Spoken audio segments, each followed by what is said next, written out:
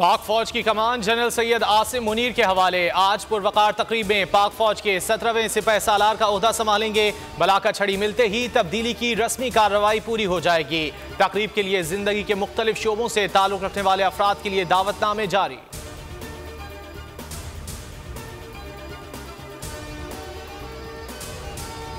लायक तालिब इल्म, माहिर सिपाही, इश्क कुरान और रसूल करीम सल्लल्लाहु अलैहि वसल्लम में कुंदन। जनरल सैयद आसिम मुनीर ने 2 साल में कुरान हिफ्ज किया। फौज में आला अस्करी मयार और ख़ानदान की आला तरबियत उनकी रहनुमा रही। रावलपिंडी के हफ़ाज से ख़ानदान से ताल्लुक़ रखने वाले सिपह सालार के वालिद, दादा, परदादा और भाइयों ने कुरान हिफ्ज किया। फ़न सिपाहगिरी में महारत पर उन्हें कई एजाज़ात से नवाजा गया।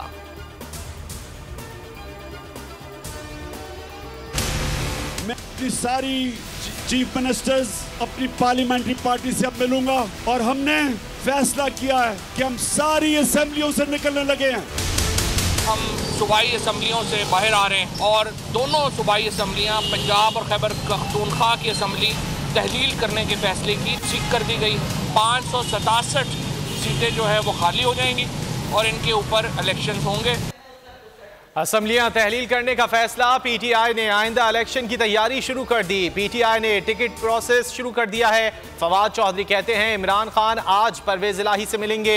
जुमे को पंजाब और हफ्ते को खैबर पख्तूनख्वा के पार्लिमानी इजलास बुलाए गए हैं। हतमी मुशावरत के बाद असम्बलियां तहलील कर दी जाएंगी, जिसके बाद 550 से ज्यादा नशिस्तें खाली हो जाएंगी।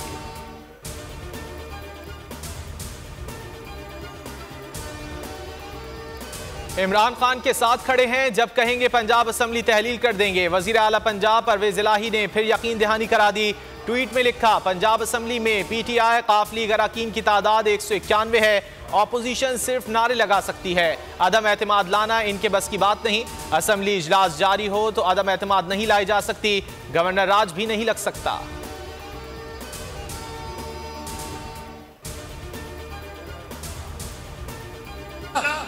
ऐसे ऐसे लोग कि जो कहते हैं कि अगर हमारी तब भी हम उसको वोट देंगे। ऐसी ऐसी नौजवान लड़कियां कि जो कहती है मेरा जी चाहता है। ये अखलाक पैदा किए जा रहे हैं नौजवान। और सियासी मुखालिफत में मौलाना फजलुर रहमान ने अखलाकियात की हर हद पार कर दी। पीटीआई की बढ़ती मकबूलियत से बदहवास, खवातीन का भी ख्याल नहीं किया। नाजेबा बयान पर अवाम गुस्से में आग बगूला। सोशल मीडिया पर फजलुर रहमान के खिलाफ दिल खोलकर भड़ास निकाली। खवातीन का पीडीएम के सरबराह से फौरी माफी मांगने का मुतालबा।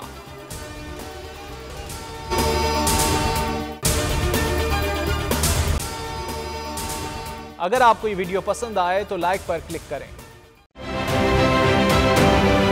आप ये समझें, ये जो हक है ना, हक पे खड़े रहना और हक को बोलना, ये दूर से लगता है तन्हा हो गए लोग। आप खान साहब को देखें, तन्हा दिखाई देने, सारी जमातें मिलकर उनके खिलाफ हैं। लेकिन आज भी पाकिस्तान के अवाम उस हक की आवाज़ के पीछे जो है 80% से ज़्यादा अवाम उनके साथ है। सेम एग्जैक्टली इसी तरीके से बोल की कहानी है भाई। बिल्कुल अलग आपको तन्हा दिखाई देगा, हर जगह आपको खड़ा हुआ नजर आएगा, हटेगा नहीं किसी चीज़ से। और उसके साथ भी 80% अवाम अगर आज आप देखें तो उसे बोल दिख रही है।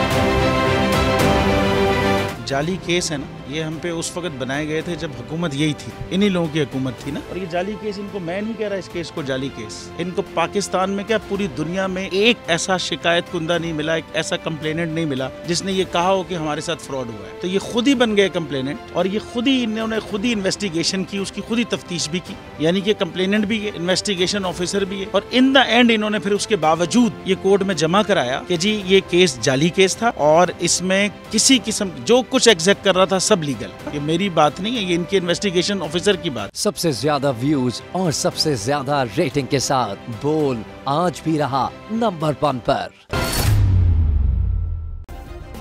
सब्सक्राइब करें और बेल दबाएं ताकि कोई खबर रह न जाए।